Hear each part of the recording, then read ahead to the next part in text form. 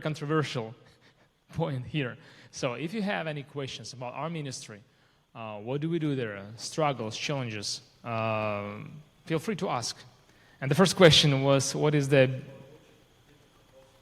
most difficult point at our ministry? When I'm thinking of those people who lost everything, who lived at the very eastern part of my country, or very south, close to Crimea, or north of my capital, of Kiev, where Russian soldiers invaded on the very first days, the first month. Those who lost everything, those who lost their houses, those who lost their husbands or sons, and many of them, they are in their 50s, in their 60s. It's not the best age to start everything from zero, from beginning. And they are in a very difficult condition. And they're moving as internally displaced people to where I am staying, to where I am living.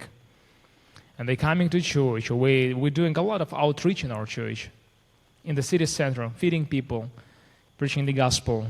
Very often, I have to talk with those people. So to hear their stories, what did they get through? How did they were mistreated? Why did this happen to me? Why did God allow this to happen to me? I think this is most difficult moments in the ministry that we do to give proper answer. At the same time, to comfort people, to direct them, not to destroy their almost destroyed faith, but to keep them and to let them see the other side, and to let them see the goodness of God, and to explain that it's not from Him, but there is an enemy. There is an enemy of our souls, and there is a battle for your and my soul. And God's plans always only for good and for best for you. So this is the most difficult point. Yeah. I hope I responded to your questions. Of course, I could have talked with you about financial struggles and different challenges, and there are many things. But I think this point is the most difficult for us.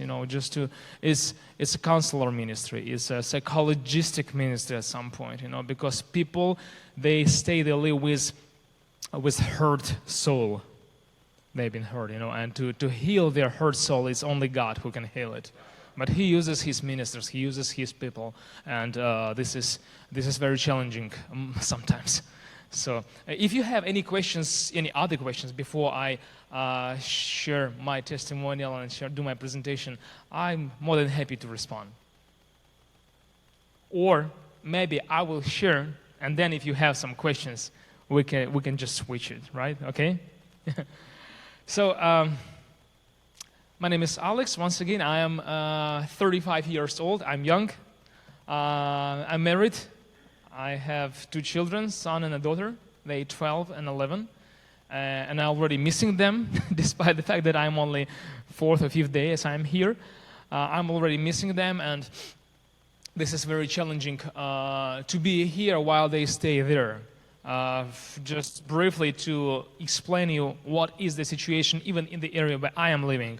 Last week I was in Ukraine, and 2 nights at 1 week we had to stay in the bomb shelter because our city has been attacked with Russian drones. And at 1 a.m. in the morning I had to wake up my wife, my kids, and we had to run into bomb shelter because city has been attacked. And it's one thing when I'm there with them, and it's different feeling when I am here and they're still there. They lived 2.5 years in Canada since the very beginning of the war, and I will talk about this a little bit in my presentation today. Miraculously, Lord moved things in our life, in my family life, and they stayed in Canada for 2.5 years. But last year, the end of August, we made a decision to bring them back. And of course, staying there in Canada, it was another feeling. It was safe, it was calm, it was good for them.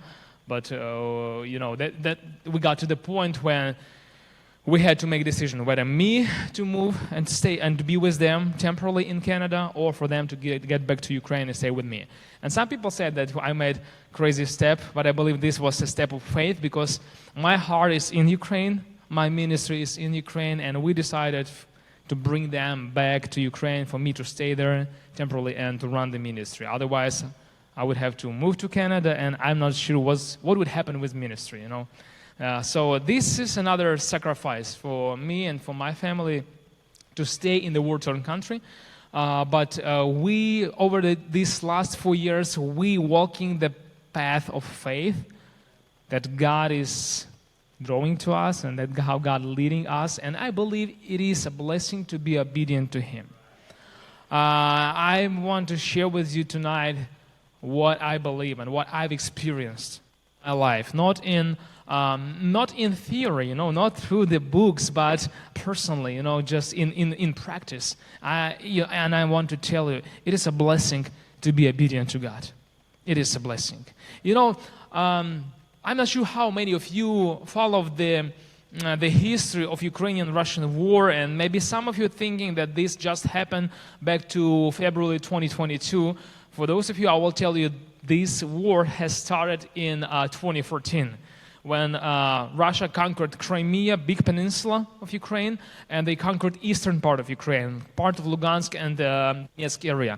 And I'm just coming back in my mind back to those days, and I remember how scary and how difficult it was. I'm living, our church, our ministry is 1,000 miles from Donetsk and Lugansk area. So we considered that we're living in a safe area compared to how people live there. But I remember we got a lot of phone calls from people, from our brothers and sisters in Christ who lived there, from churches whom we knew personally. And they called us back to 2014 and they said, we need your help.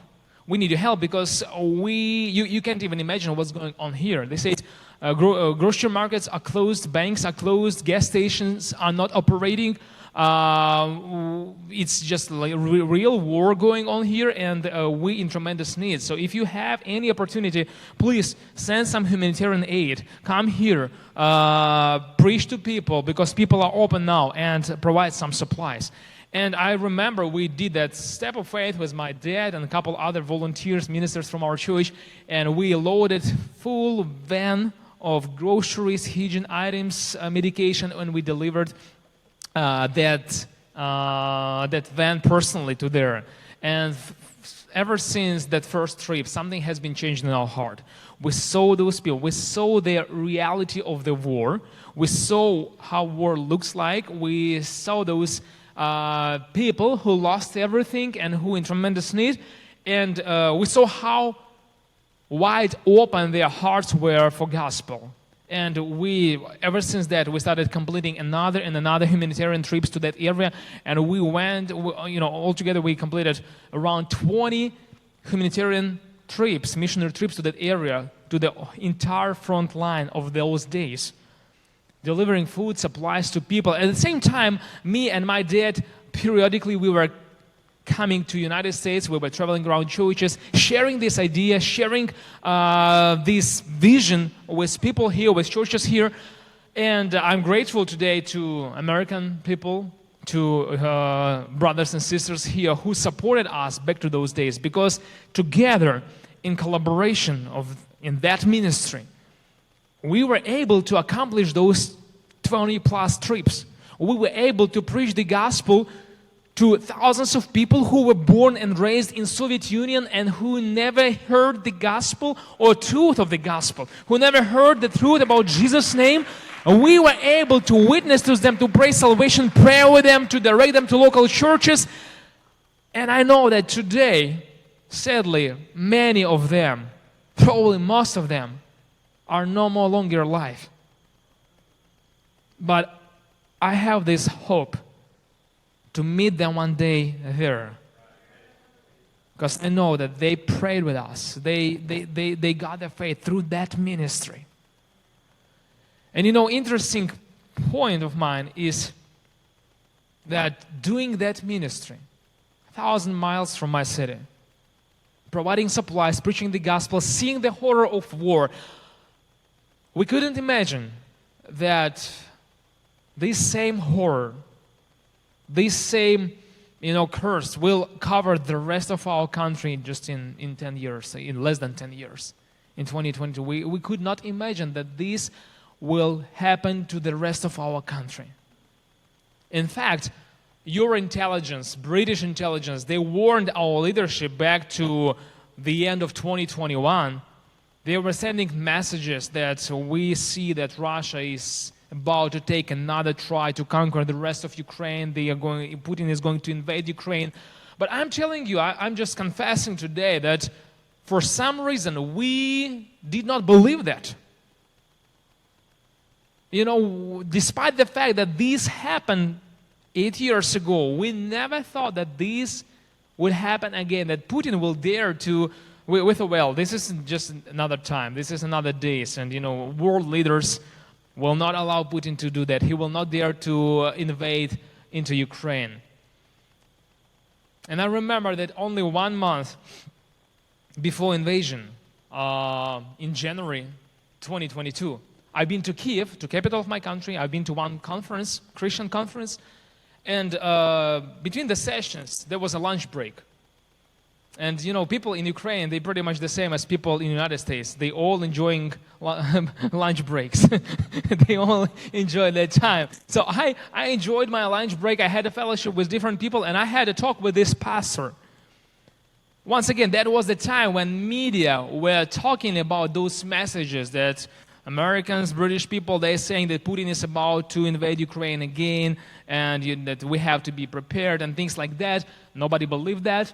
And this pastor in Kiev, he asked me a question. He said, Alex, you're living down to south of our country. How do you and your people prepare yourself for possible Russian invasion?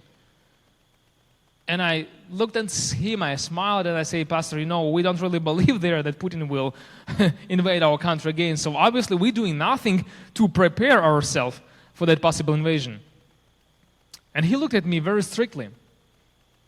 I remember he looked at me and he said, Alex, I want you to follow my advice. I'm going to give you very easy, very simple points, but I want you to follow it. When you get back home, pack your traveling bag with most needed clothing and items for travel. Withdraw money from your bank. Have it ready in your purse. Make sure that your traveling passports for you and for your family members are good, valid, not expired, and you know where your passports are. And from now, I want your car tank to be filled with the fuel, always. That was 4 points. And I look at him and I was like, okay, but for what reason? Why do I need this? He said, Alex, we have some experience based on what happened to our country back to 2014. When they conquered Crimea, when they conquered eastern part of our country, we have experience. And it says that when Russia invaded the country, its mass is panic, and gas will end at the gas stations roughly in 3 hours. Money are going to be withdrawn in the ATM machines in 2.5, 3 hours as well. But you want to be ready. He said, if Russia invade the country, you cannot imagine what they will do, what they could do to civilian people, especially to women, to kids. You have no idea. And you don't want these things to happen to your family, so you don't want to have any obstacles on your way outside of Ukraine. You want to be able to move your family outside of Ukraine, and you don't have to have these obstacles. You have to be prepared. So when I heard this advice, I'm telling you, I'm confessing, but I remember that I was almost like, oh wow, what a scared pastor. Come on, look at this guy. He's so much scared. He's prepared. He has a plan. And I was almost like, are you a little faith? Where is your faith? But just maybe in 30 minutes or 1 hour, something started changing inside of mine. And I heard the voice, a little gentle voice inside of mine speaking to me. And now I know that was the voice of God. But that voice inside of mine said, why won't you do what he tells you, Alex? Why won't you do what he tell you? Is it really hard for you to check on your traveling passports for you and for your kids? No, that's easy. Okay, is this really too difficult for you to withdraw some money and prepare your suitcases with some clothes and items for traveling? Well, no, this not will take too much time. Is this really hurt you that much to refuel your car tank, let's say in every 100 miles? I was like, no, that's easy. So why won't you do what he tell you? Alex, this voice kept speaking inside of mine again and again. That much that when I got back home in a couple of days after that, I shared it with my wife. And I said, you know what? Let's prepare. Let's do this just in case. It's not going to hurt us too much if we will prepare. Because I'm just feeling this inside of mine. I don't know why. What is that? But I think this is from God. And we prepared everything. And more than that, we didn't do it just secretly for ourselves. But I tried to warn my brothers and sisters in Christ and our people in our church, friends of mine, some relatives, sharing them with what I gently, because I knew what society thought about that. I knew, the rumors and things like that. And I said, you know what? I've been to Kyiv. I heard this advice from one person. And I just want to share this with you. It's not going to hurt if you follow this advice. Just do this because this is what I did for my family. And believe me or not, but no one took this advice for serious. No one. People were just even laughing on me. Some said, come on, Pastor Alex, you probably heard too much of propaganda news. Or you speaking too much to scared people. It's not going to happen. This is just nonsense. Putin will not dare to invade Ukraine again. It's not going to happen. And these days, when I'm thinking about it, it really reminds me some stories from the Bible. We know those two stories, the story of Noah. Remember the story of Noah? God told Noah to build that ark, and he said this is going to be the only place of salvation. And it's interesting because Bible, in New Testament, Jesus called Noah preacher of truth. Preacher of truth.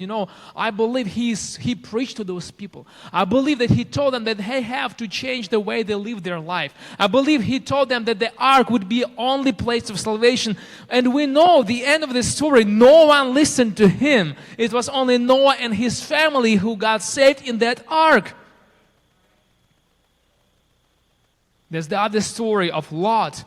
God sent his angels to bring Lot and his family out of Sodom, of that wicked city. And they got there, and you remember, Lot tried his best to warn his sons-in-law. To warn them, just to save them, just to bring them with him out of that wicked city. But you know what? Interesting. Scripture said that when they heard him saying that, they thought that this is joke. They thought that he is kidding. They thought that he is not serious about that. And what does it has to do with us today? We all know what's going to happen to this world. We all have been warned by Scripture, by Jesus, and we all have that great commission to tell those people what's going to happen, that their passport for eternal travel has to be prepared, issued, ready. Their bags have to be prepared, packed, because the day will come. The day will come like a thief in the night, and they have to be ready. This is our greatest commission, to preach to those people and to tell them, to witness them that Jesus is coming back.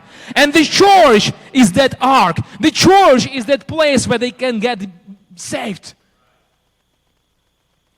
And let it not disappoint you when sometimes when we speak to those people, we preach to them, they're thinking that we're kidding. They're thinking this is just a joke. Sometimes, people say they're making fun on Christians, and they think that these Christians, they just believe fairy tales, and they just don't know what's going on in the world. They just believe their propaganda, biblical propaganda stuff. But you know what? The day will come. I'm telling you, I shared this with my friends, with my relatives. No one believed. People were just laughing on that. And I remember, I will never forget the day. That was Thursday. Thursday, 5 o'clock in the morning. February 24th of 2022, when Russia invaded our country. 1 month after that conference in Kiev, I was waken up by telephone calls of those same friends, those same relatives of mine, who that time they were in Odessa, in Kiev, in major cities that were attacked at the beginning. And they were calling me saying, you know what, Alex, this happened. I was like, well, because it did not hurt my city at that time. I was like, what happened? The war happened. We see Russian tanks, we see aviation, we see how they bombing the city. It happened to us, and guess what? They were not prepared. They were not prepared. They were like, Alex, you was right. And I'm telling you, there will be a day in this world when people around you, maybe some of those who laughing and making fun on church this day, they will realize, they will get to know that church people, those Christians, they were right. They were right. They knew something. They spoke the truth. They spoke about salvation, Jesus, eternity, and they were right. Sadly, but for some of them, it can be too late. That's why I want just to encourage you once again, as long as we have time, let's speak out to them. Let's bring them to church. Let's get them prepared. Let's help them to get their passport, be ready for that eternal travel. Because this is what God called you to. I want to tell you, people may make fun of you, but don't let opinion of people to stop you from doing what God called you to do. Don't let opinion of those people to stop you doing from what God called you to do. Because it is a blessing in obedience. It is a blessing in obedience. I've been blessed that I was prepared, and I'll tell you why. Because I went out to city. I remember we walked out with my wife, with my kids. We prayed together. We had no idea what's going to happen to our own city within the next hour, 2, 3, 4, 5, because we are living on the very south of Odessa region, or on the border with Romania. Romania is a NATO country, but we knew not what's going to happen. I went to city and I saw a mess. Exactly to what that pastor warned me, how he told me. I saw the lines of cars to the gas station, and just in 2 or 3 hours they were running out of gas. I saw those people, lines of people to ATM machines, and in 2-3 hours there was no cash money in ATM machines. I saw people in the marketplaces, in the grocery stores, and they tried to get any groceries they could just in case if supplying chain will be stopped, and that's exactly what happened then. But it was a mess. And I got back to my wife, to my kids. I called some friends of mine, asking their opinion. What should we do? What's going to happen? We prayed. And then I turned to my wife around the noon. I turned to my wife and I said, you know what? These bags were prepared for such a day as this. We don't have to stay in the line to gas station. Our car is filled with the fuel. We have our passports. We have our money, some money that we have in cash. Let's not wait until it's going to be too late. Let's leave the country. Let's drive outside of country. Let's drive to Romania. Romania is NATO country. We consider this as a safe spot. And I said, let's move there. And then remember, we started the trip. And around 8 o'clock in the evening, we got to the border. And when I got there, it was super easy. There was no lines of cars. There was not too many people. It was easy like that. We crossed Ukrainian border, then Moldovan border, and then we made it to Romania. And when we made it to Romania, we got to, I wanted to connect my phone with the Wi-Fi, with the internet, to see what's going on, to just read latest updates for the news, because it was always updates about the news, what's going on. And when I connected to Wi-Fi, I read the last recent news that Ukrainian government signed and issued the law that from now, men's from 18 to 60 years old are not allowed to leave the country. They have to show up in the recruiting office. They're not allowed to leave the country. And that time, I already was legally in Romania. And I'm telling you, the next day, I talked to friends of mine on the phone, and I heard tons of stories of those people who told me, Alex, you're so lucky. I wanted to move to Romania as well. I wanted to do this for me and my family, but we stopped at the gas station to get some gas. We stopped at the grocery market, and when we got to the borderline, I was forbidden already to move, to leave the country. Some people told me that they were working on their passport. They could not find their passports. A number of different stories. And you can imagine how grateful I was to that pastor who warned me a month ago in the Kiev, who told me, you have to prepare these things. You have to be ready.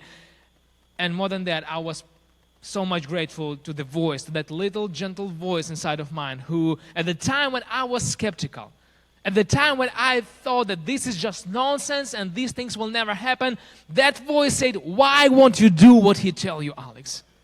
And I was so much grateful to the voice of God. And, this is the beginning of my story. This is how me and my family, by the grace of God, we were able to leave war-torn country at the very first day to Romania.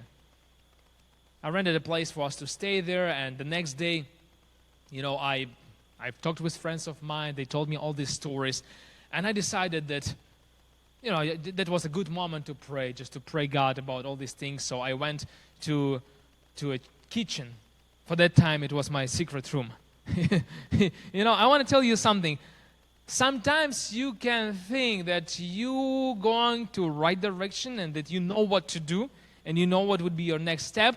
But it's always good, it will never hurt you to double check it with Him in your secret room. Sometimes you might feel and hear something different there. And this is what happened to me. I went to that secret room, to that kitchen, and I started praying God, just giving Him thanks for what He has accomplished in my life. I'm telling you, I was so much grateful. I felt so privileged.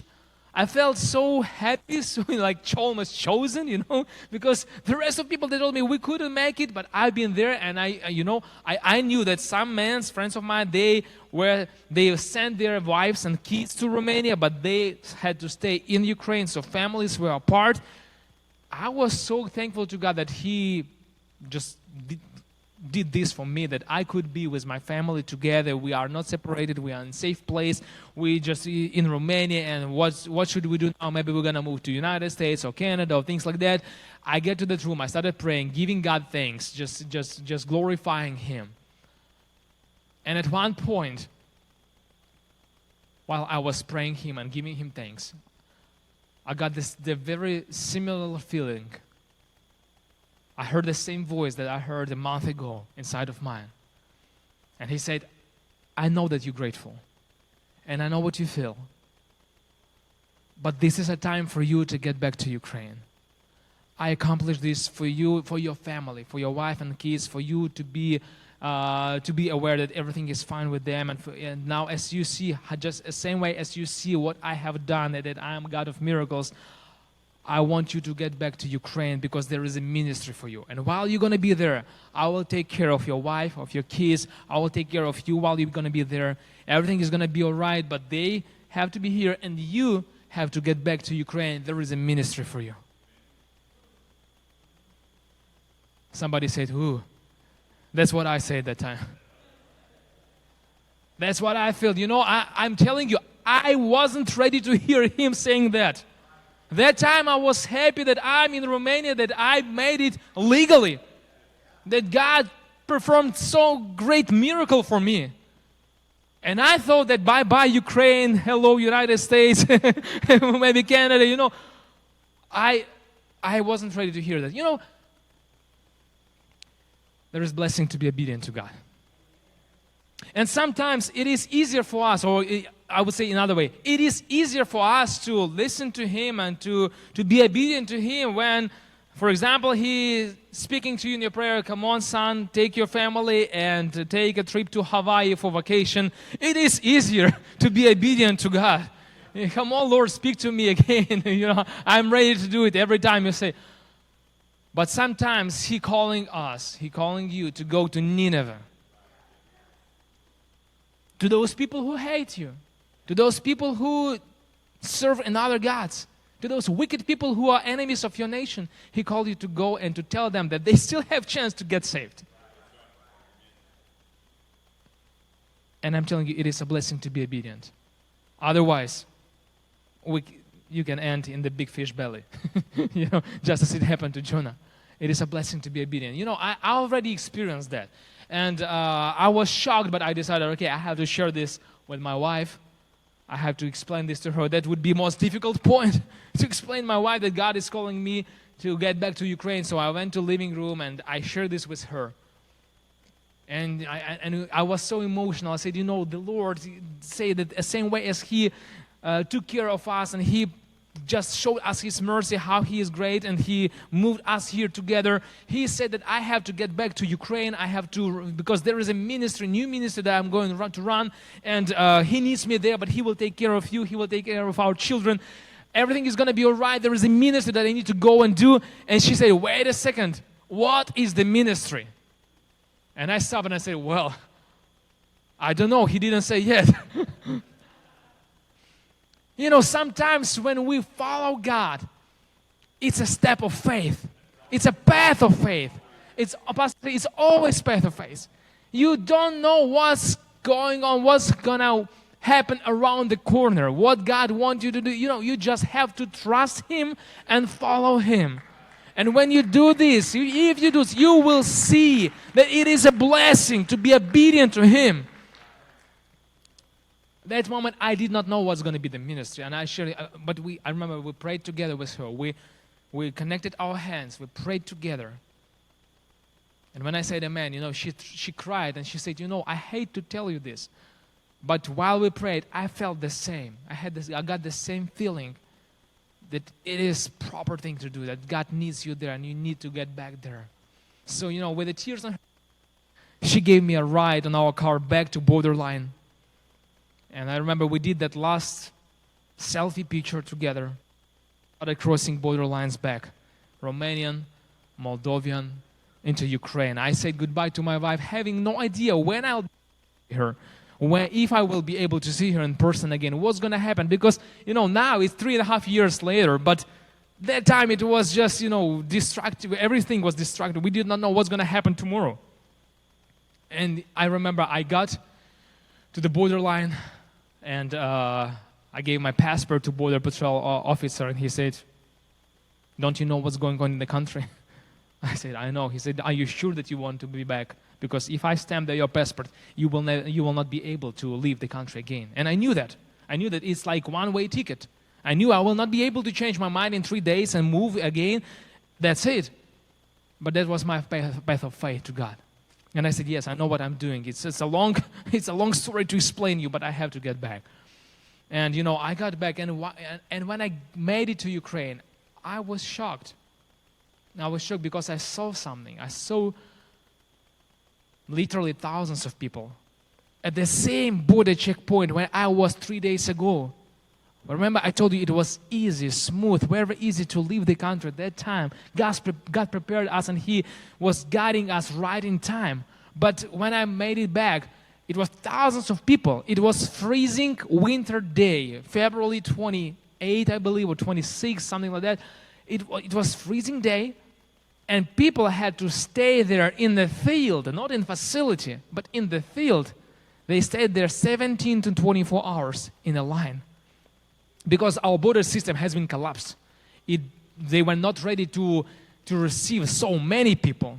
It has been collapsed, and people had to stay there. Some of them were sitting in the cars, but so many of them they were staying in the field with their passports. I saw those men who were saying goodbye to their wives, crying. I saw those who were begging officers to let them get out. I saw all this mess, and I figured out something. I figured out that those people, they were staying there for 17, 24 hours with no food, with no drinks. They were just, thirsty, scared, disappointed. Many of them already lost their houses, their family members, and they flee from the eastern part, from the southern part to escape, because my area is a border area. So they were coming to leave Ukraine through those border patrol stations. And I saw that, and when I saw those disappointed people, hungry people, starving people, God just spoke something to my heart, and I started realizing what's going to be the ministry. That there will be a huge need with internally displaced people, with those who lost everything, those who just will be internally displaced or will be moving to another parts of the world, that we will have to minister to them. And I got back to my city.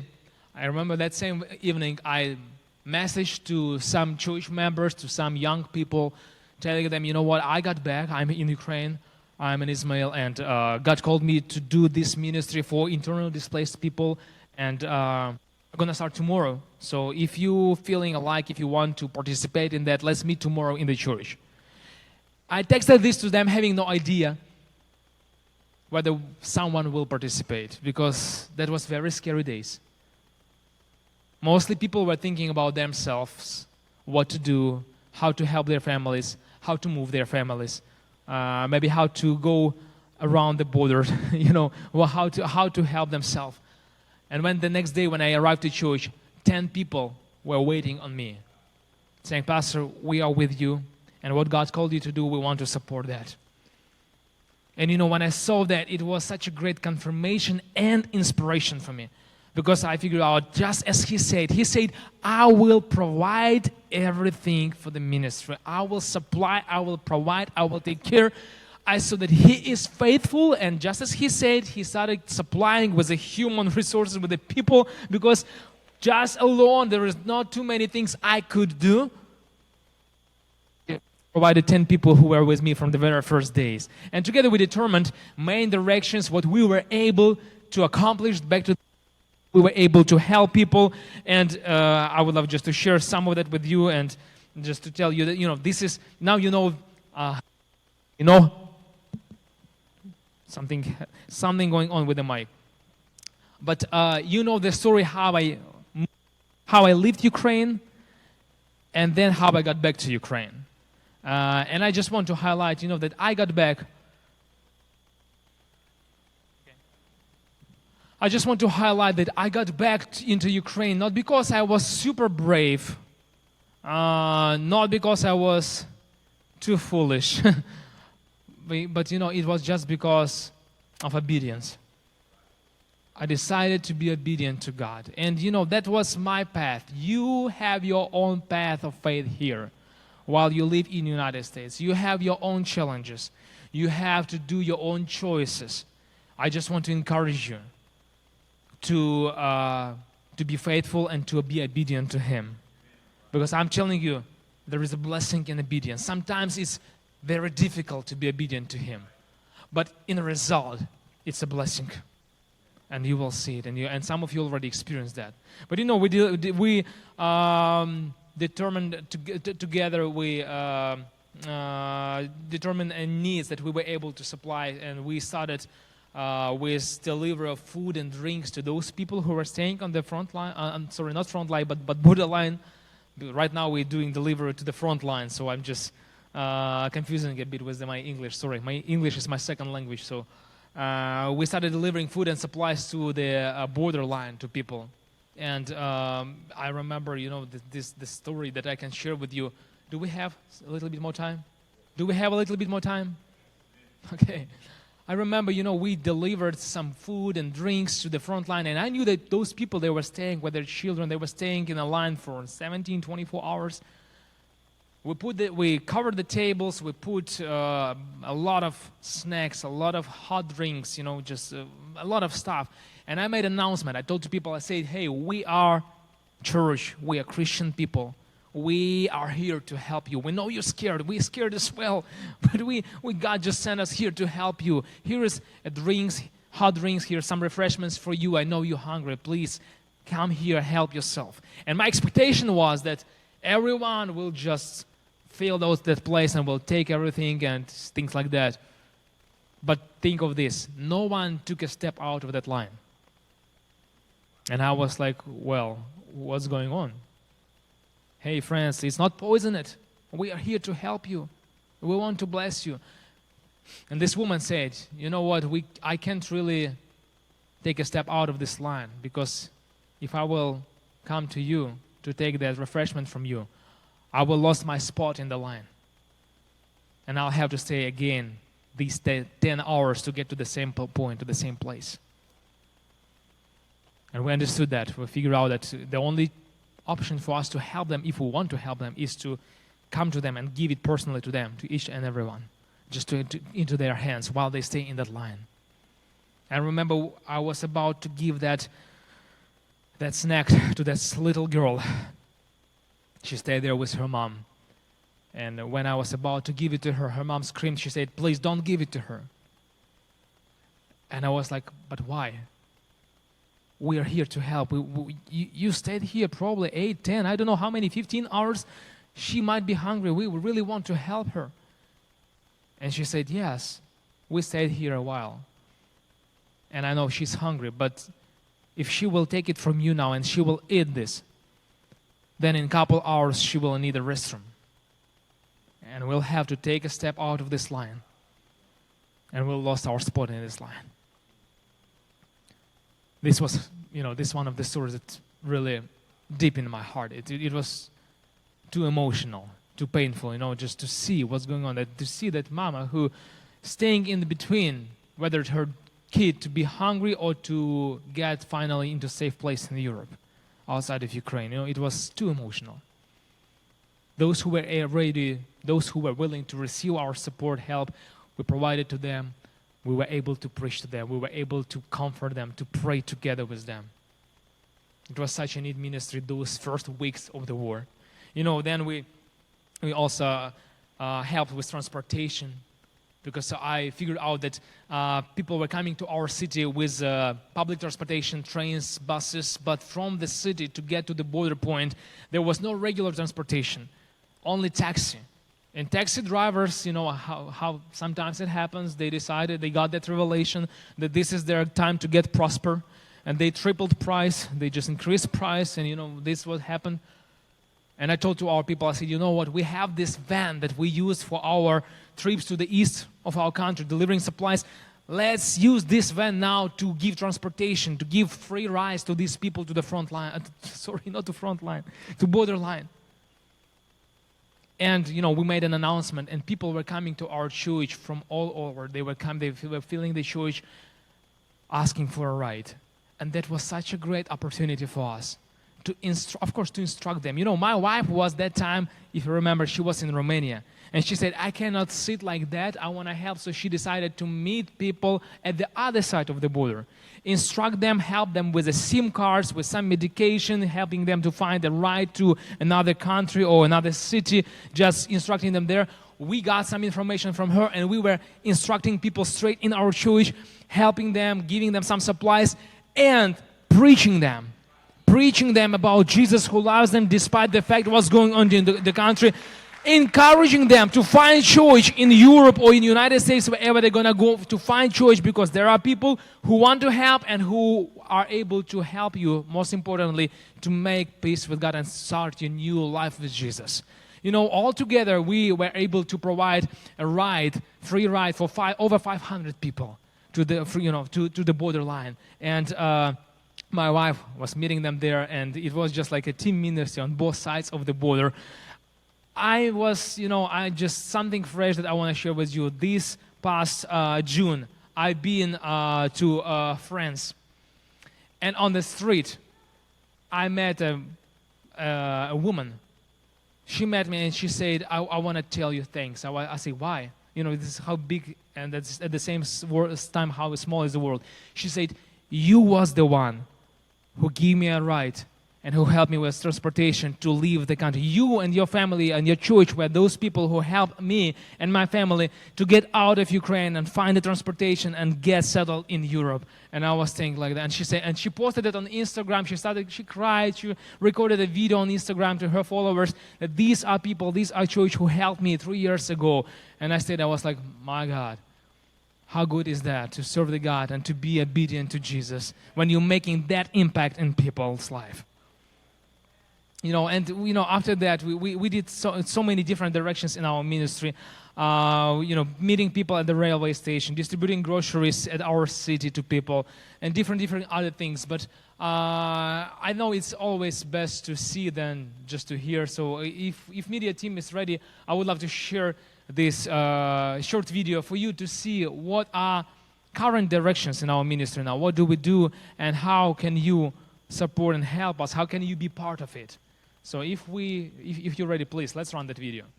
Dear friends, I'm staying in Ismail, in my city where I held in the ministry, where we're ministering to people for 2.5 years, since the very beginning of Russian invasion. I want to give you thanks for you being with us all this time long, supporting us in your prayers, supporting us in your encouraging messages, and financially. For 2.5 years, we've been able, together with your help, to provide supplies, food, and different kind of support for literally for tens of thousands of people. And right now, our ministry here is in 4 directions. The first one is providing supplies for elderly folks who are sick, who are disabled, who are in their very old age, and they can't really walk, they can't really get to the grocery market to get some food for them. Our team is coming to their houses, to their apartments, delivering food, delivering supplies, telling them about one who loves them. You can see this building on my back, and this is a residential apartment building where one of those ladies used to live. And we took care of her, we preached the gospel to her. Thanks be to Jesus, she prayed salvation prayer with us. And then Russian drone landed straight to this apartment, and she was killed. This is the ministry we do, with delivering food and supplies to those who can't really get to church, who can't really get to marketplace. We're coming to them, and we're preaching to them, and we're supporting them. The second direction of our ministry these days is feeding of people in the central part of our city. Those who are homeless, those who lost their jobs, and they have no resources to survive. We are there, cooking hot meals in this cold time of the year. Every week, several days a week, we're providing food for 70, 100 people, and they're staying there in a line, and we are happy to show them love of Jesus. The other direction of my ministry is our humanitarian trips to the places, settlements that were under occupation of Russia, and now they be occupied. Those settlements, villages, they have destroyed. Every single house is damaged, and people lives there in the constant fear and in a huge need. And we are happy to do these trips to that area once a month, delivering hygiene items, delivering food, delivering gifts for their children. But most importantly, our trips is a huge sign for them from Jesus that they are not forgotten. Within this year, we've been able to get to 7 or 8 settlements there, and providing supplies to thousands of people with your help, and thank you for that. The fourth direction of our ministry, which I am really enjoy, is a Kids Carnival project. This war is really stealing childhood from our kids. Emotionally, morally, they hurt, they forgotten, and that's idea what we are accomplishing now, to get to every single settlement of our area, of our region, with a huge Kids Carnival, bringing a lot of joy, bringing cotton candy, hot dogs, jumping jumping castles, different workshops, cakes, just making for free huge holiday for them and for their parents. Visiting them in those villages, we are able to preach to them about Jesus, to preach to them about the one who loves them, about the one who cares about children. Within 1 year, we want to reach every single settlement in this area, and I believe we will make it happen. The other thing I want to tell you is that the war, unfortunately, is still going on here. Unfortunately, we're still being bombed and targeted by Russian drones and missiles. And yes, we're praying God to stop this war as soon as possible, to use people, to give them wisdom to stop this war as soon as possible. But many more people, they need your support. Many more people, they need our trips to east. They need our trips to local settlements. They need our food in the very central part of our cities. They need us to get to their houses where they live, to preach the gospel to them and to provide them those supplies. That's why I want to encourage you and tell you that we're very much grateful for your support, and I believe that we can make even more with your help. And I just pray God to open your hearts to keep doing good works in supporting our ministry in Ukraine. We love you, we pray for you, and we invite you to come and to do this ministry together with us in Ukraine, financially or in person. God bless you.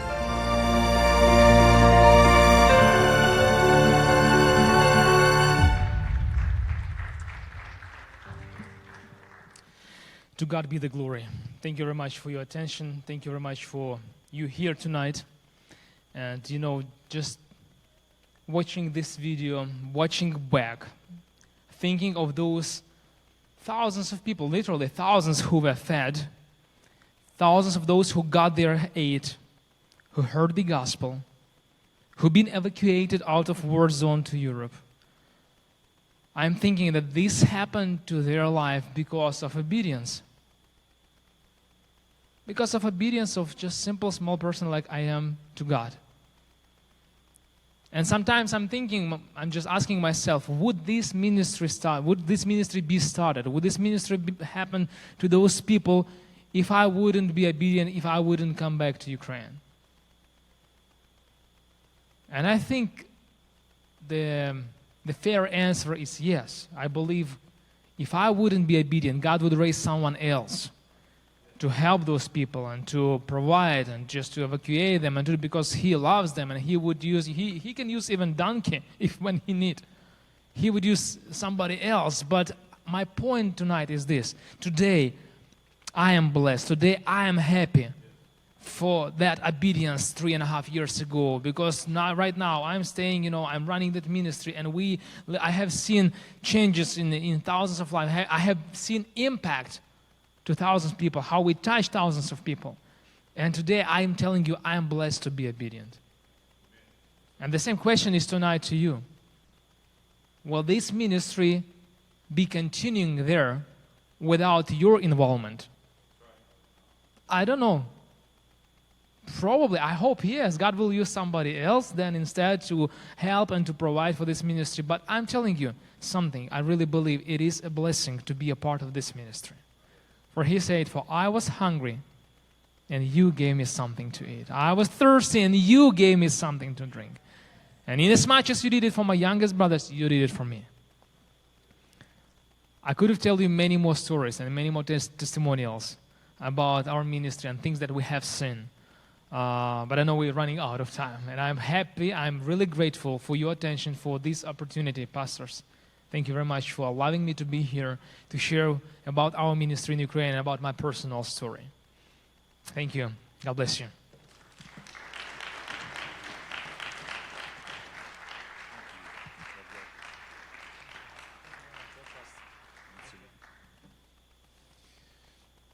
If you would stand with me.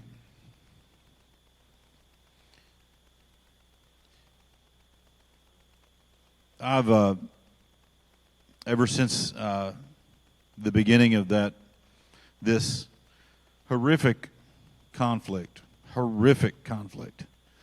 that is happening in Ukraine, I have had such a heavy burden for the Ukrainian people. I have served in healthcare with several Ukrainian people, and I can tell you that they're wonderful people. They're wonderful people. And I, as far as what I understand about the culture in Ukraine is, there's a lot of Christianity in Ukraine, but there's also a lot of agnostics, non-believers, people who just don't believe in anything. But whenever you have a war, like they're having a war, people start looking for answers. In Ukraine has been a relatively wealthy nation in the past. It's the breadbasket of Europe, and it's not a poor nation. And whenever you're, like in the United States, whenever your needs are met, you feel self-sufficient. You feel like you don't need anything. And I know that is the problem in our nation, is that people, they feel like that, I'm not naked, I'm not hungry, I'm well cared for. They don't realize that they truly are. They're naked and they're hungry but the people right now in Ukraine, in Brother Illish, I hope I said that correctly. We were talking prior to service and talking about now people in Ukraine are beginning to understand that they do need something more. And men like him are sent there They are sent there. I'm glad to be in Bryant, Arkansas. I honestly, and you think I'm crazy, but you can ask my wife about this. The day after the war began, I actually called the consulate in Washington to Ukraine and actually thought about going over there and helping them fight. I always grew up thinking that I was going to be fighting Russia. Really did. I always grew up, every jet that went over the house, I thought it was a Russian bomber. You think that that's silly, but if you grew up when I grew up, you wouldn't think that was silly. At school, they were teaching you to get under the desks because of the Russians. Well, they are living this in Ukraine right now. I read yesterday that Russia is preparing 2,000 drones to attack in one night. And that's devastating. That is devastating. And the people in Ukraine, I believe, right now are more open. Those that are agnostic, those that are non-believers are more open right now. They understand that they need. And I wish people in the United States, more people in the United States would understand that they need God. That they need something more than they have. But also something that he didn't necessarily mention is that they have recently had a situation where they're going around doing all of these good things, but they had an accident in their van in which they've taken these supplies and going and sharing the gospel with the lost and desperate people in desperate situations, and they had an accident, and it totaled the van. And so his ministry is needing a van. And I'm sure as in the United States, vans aren't cheap in Ukraine. They're probably very expensive right now in Ukraine. And so I would really, these are our brothers and sisters. These are our brothers and sisters, and they are in need. And you know what? We may not be able to go and fight. God told me no.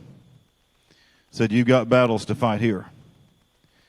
But we may not be able to go and help defend Ukraine. But you know what? We don't battle against flesh and blood anyway. We battle against principalities and powers and wickedness in high places. And you have an opportunity. You can say, well, somebody else can do it. Somebody else can dig deep. Well, I'll tell you, if it were us, and it could very well be us tomorrow that is invaded. You think, not the great United States. Oh, yes. Oh, yes. We could very well be attacked and invaded tomorrow. You say it couldn't happen to us. But if it did, I would hope that other Christians, other brethren, these are our brothers and sisters around the world, would come to our aid in our time of need. In the book of James, and I'm paraphrasing, but the book of James, it says, you know, whenever your brother comes to you in need, it's easy to say to them, well, God bless you, go your way. But that's not what Christians do. Whenever a brother comes to you in need, you meet that need. You may say, well, I just don't, I don't have enough. All of us have something. All of us have something that we can do, that we can give. If you have nothing more than a prayer to give to the apostolic ministry in Ukraine, then give your prayer. But if you have anything that you can give, I would really, I'm asking you as your pastor, if you have anything that you can give to spread the gospel in this now war-torn nation, now is the time to do that. It is, God sent him all the way from Ukraine to speak to us tonight, to bring that message to us tonight. This is a great opportunity to bless the kingdom far away, to seek and to save, to carry out the mission of this assembly, which is to seek and to save that which was lost. And our brothers and sisters in Ukraine, many of them are lost, and they need the gospel, and they need a van. They need a van to take that gospel all over that nation. And so, if you would tonight, I'd like to ask our ushers to please come. And Sister Kendra, she's there. You are. If you would play something while they're receiving our offering. But I'm asking you to dig deep tonight. I don't often do that. We don't.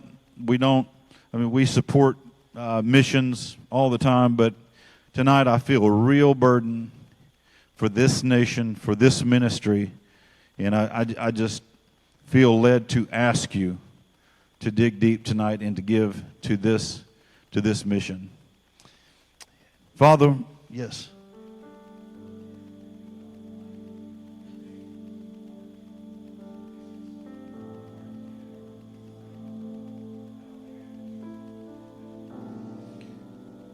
Yeah, I'm going to ask that if you can write a check rather than going online tonight. But if you can't, go online and give to missions. But I'd like for him to be able to take this money directly into his into the need that he has, if possible. Let's bless this offering right now.